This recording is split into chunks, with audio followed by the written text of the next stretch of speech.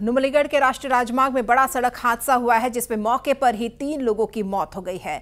एक वाहन बेकाबू होकर पेड़ से जा टकराया जिसमें 3 लोगों ने अपनी जान गंवाई। मृतकों की शिनाख्त नौगांव के देवजीत बॉर्डोलोय, जागीरोड के अनूप बांखाय और रंगबंग के बिरिंची बोरा के तौर पर की गई है। इनमें से देवजीत बॉर्डोलोय और अनूप बांखाय एनआरएल के कंस्ट्रक्शन कंपनी के अभियंता थे, जबकि बिरिंची बोरा ठेकेदार थे। हादसे में 2 अन्य लोग गंभीर रूप से घायल हुए हैं। तो बड़ा हादसा हुआ है नुमलीगढ़ में। कल रात की यह घटना है।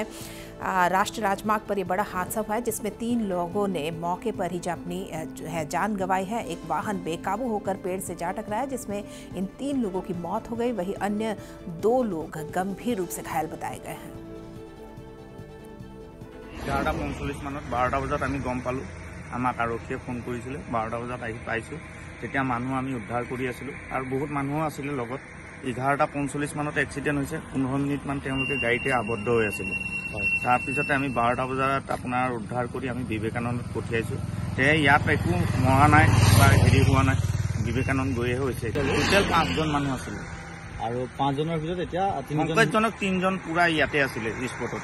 3জনে হয় 3জনে এতিয়া ঢুকাইছে বুলি গম পাইছোঁ।